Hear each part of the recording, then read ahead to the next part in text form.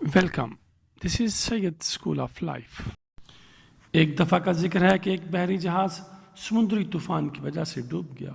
مسافروں میں سے صرف 2 مسافر ہی تیر کر ایک قریبی ویران جزیرے تک پہنچنے میں کامیاب ہوئے۔ بچنے والے مسافر جو کہ گہرے دوست تھے اس بات پر متفق ہوئے کہ ان کے پاس اللہ سے دعا مانگنے کے علاوہ کوئی اور راستہ نہ ہے۔ تاہم یہ دیکھنے کے لیے کہ کس کی دعا قبول ہوئی انہوں نے علاقے کو تقسیم کر لیا اور اپنی اپنی طرف رہنے کا فیصلہ کیا۔ پہلی چیز جس کے لیے انہوں نے دعا کی خوراک تھی۔ اگلی صبح پہلے دوست کو اپنی طرف پھلدار درخت مل گیا جس کا اس نے پھل کھایا۔ دوسرے دوست کو اپنے علاقے میں کھانے کو کچھ نہ ملا۔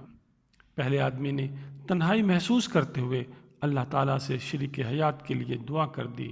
چند دن کے بعد ایک اور جہاز ڈوب گیا اور اس میں سے کسی طرح بچ کر جزیرے تک پہنچنے والی صرف ایک خاتون تھی جو اس کی طرف کنارے پر آئی۔ جزیرے کے دوسرے کنارے پر کچھ نہ تھا۔ پہلے آدمی نے گھر، لباس اور مزید خوراک کے لیے دعا کی۔ بہت ہی جلد جادو کی طرح تمام چیزیں اس کو دستیاب ہو گئیں، تاہم دوسرے آدمی کے پاس اب بھی کچھ نہ تھا۔ بلاخر پہلے آدمی نے بحری جہاز کے آنے کی دعا کی تاکہ وہ اور اس کی بیوی جزیرے سے نکل سکیں۔ اگلی صبح اس نے جزیرے کی اپنی طرف جہاز کو لنگر انداز ہوتے دیکھا۔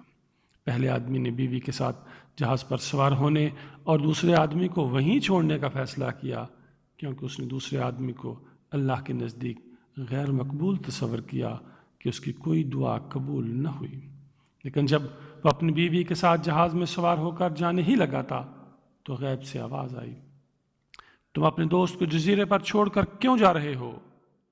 یہ سب کچھ مجھے عطا کیا گیا ہے کیونکہ میں نے ہی اس کے لیے دعا کی تھی جو سنی گئی۔ اس کی کوئی دعا نہیں سنی گئی، اس لیے اس کا کسی چیز پہ کوئی حق نہ ہے۔ ڈانٹنے کے انداز میں آواز آئی، تم غلط ہو۔ اس نے ایک ہی دعا کی تھی جو میں نے قبول کر لی۔ اگر ایسا نہ ہوتا تو تمہیں کچھ بھی عطا نہ کیا جاتا۔ مجھے بتایا جائے اس نے کیا دعا مانگی جو قبول ہوئی؟ پہلے آدمی نے کہا۔ آواز آئی، اس نے دعا مانگی تھی کہ میرے دوست کی ہر دعا قبول کی جائے۔ زندگی میں کامیابیاں اور نعمتیں جن کو لوگ عام طور پر اپنے کسب کا کمال سمجھ بیٹھتے ہیں بھول جاتے ہیں کہ ان کے کسب میں کمال بھی کچھ لوگوں کی محنت اور دعا کی وجہ سے ہوتا ہے۔ اس لیے ہمیں اپنی زندگی میں ماں باپ، اساتذہ، فیملی، دوستوں اور عزیزوں کو اہمیت دینی چاہیے۔ اپنے لیے دعا مانگنے سے قبل ان کے لیے دعا مانگنی چاہیے، ورنہ ڈانٹ پڑے گی۔ سمجھ گئے تو ٹھیک، بصورت دیگر بازی پلٹنے میں زیادہ دیر نہیں لگتی۔ اللہ تعالیٰ ہم سب کو دعائیں دینے اور دعائیں سمیٹنے کا شعور اور توفیق عطا فرمائے۔